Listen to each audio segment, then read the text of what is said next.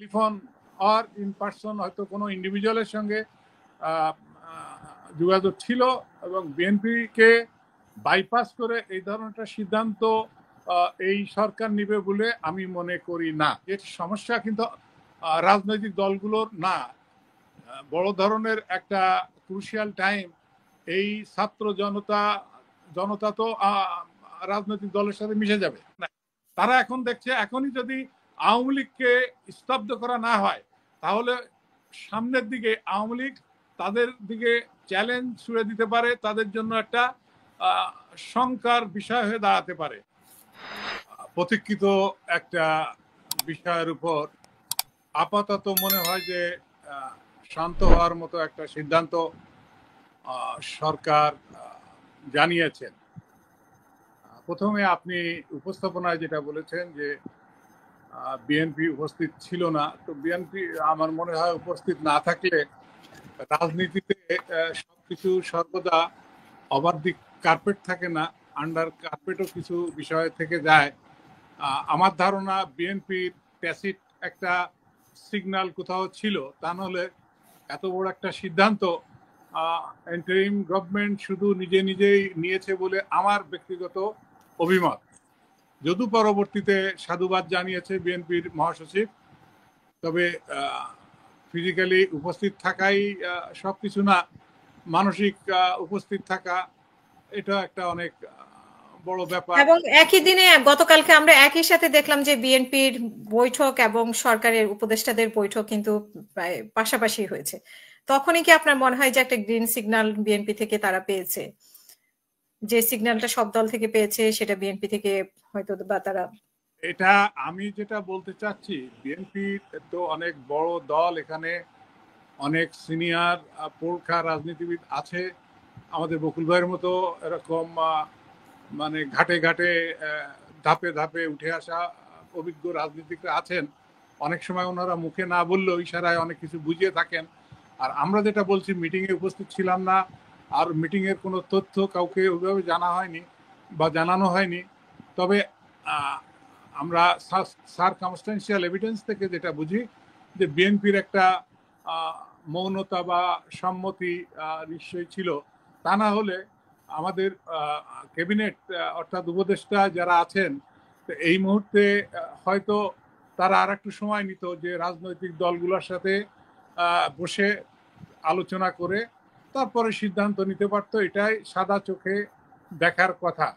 আর আমাদের বিশ্লেষণ করা, আমি এবং কর্নেল কলিমুল্লাহ আছে, আমরা তো বিশ্লেষণ করি, অনেক সময় নেগেটিভ জিনিসও টেনে টেনে কথা বলি। অনেকে বলে আপনারা কি পজিটিভ কিছু দেখেন না?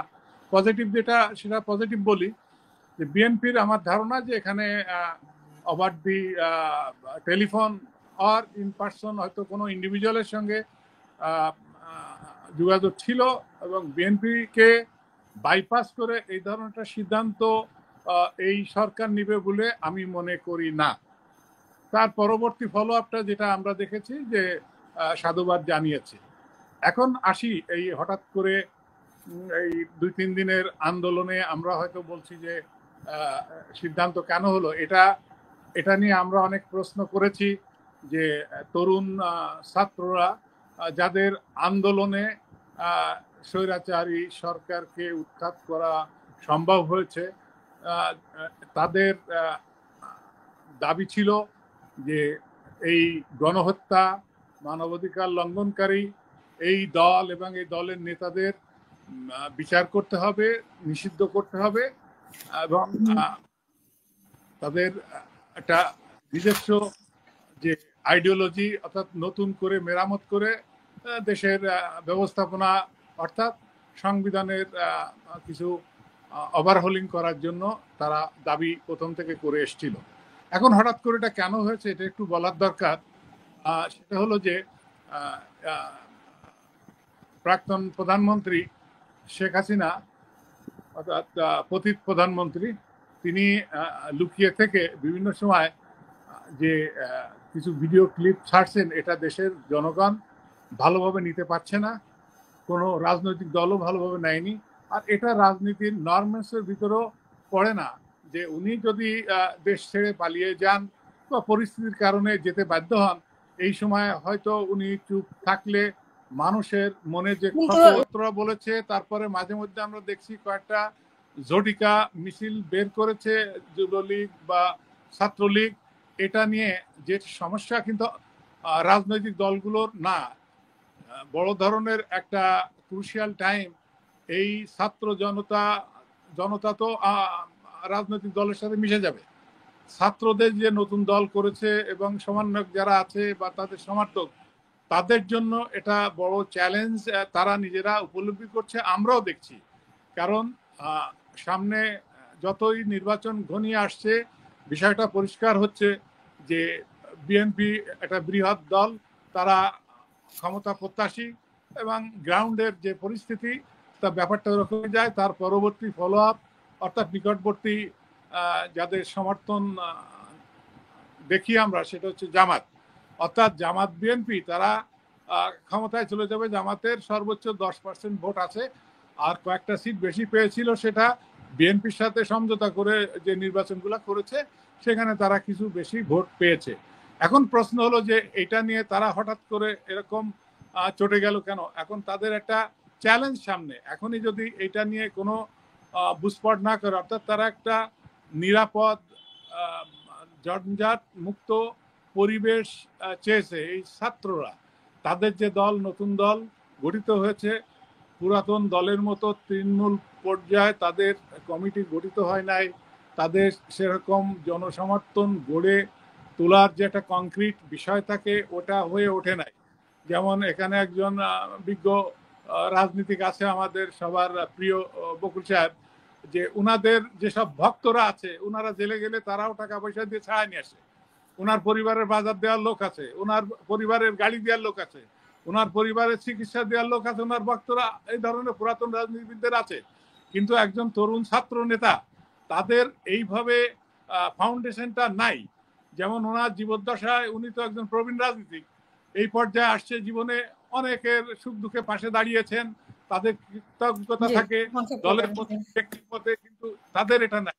তারা এখন দেখছে, এখনই যদি আওয়ামী লীগকে স্তব্ধ করা না হয়, তাহলে সামনের দিকে আওয়ামী লীগ তাদের দিকে চ্যালেঞ্জ ছুড়ে দিতে পারে, তাদের জন্য একটা শঙ্কার বিষয় হয়ে দাঁড়াতে পারে। সে কারণেই আইন করে করা হয়েছে, যদিও এটা রাজনৈতিক বিষয়, এটা নির্বাহী আদেশে আপাতত নিষিদ্ধ করা হয়েছে আমরা যেটা দেখছি। তবে রাজনৈতিক বিষয় যেহেতু, রাজনৈতিক আলোচনা, রাজনৈতিক দৃষ্টিভঙ্গি থেকে ডিবেটেরও প্রয়োজন আছে বলে আমি মনে করি। তবে আপাতত দেশের যে সার্বিক অবস্থা, এখন সামনে একটা নির্বাচনী প্রক্রিয়ার মধ্যে, আমাদের সামনে গণতান্ত্রিক প্রথায় একটা নির্বাচিত সরকারের কাছে এই সরকার ক্ষমতা হস্তান্তর করার জন্য একটা ভালো পরিবেশ প্রয়োজন। সেখানে প্রতিদিন যদি আওয়ামী লীগ মাঠে নামে, আর এই ছাত্ররা যদি তাদের প্রতিহত করতে যায়, ডাক দেয়, তাহলে দৈনন্দিন জীবন ব্যাঘাত হয়, সেটাতে ব্যাঘাত হয়। জি, অসংখ্য ধন্যবাদ। যে পজিটিভলি আমি দেখছি, কিন্তু এটার জন্য আরো রাজনৈতিক আলোচনা এবং সকল রাজনৈতিক দলদের সরাসরি এক জায়গায় বসে সিদ্ধান্তের একটা বিষয় রয়েছে। আর আমি মনে করি যে আওয়ামী লীগ যে গণহত্যা চালিয়েছে, যে নির্মমতা দেখিয়েছে, যে মানুষের উপরে জুলুম অত্যাচার করেছে বিগত 16টি বছর, এমনিতেই মানুষের মন থেকে আস্তে আস্তে তারা বিলুপ্ত, তাতে আইন করার খুব একটা প্রয়োজন হবে বলে আমি মনে করি না। জি, অসংখ্য ধন্যবাদ।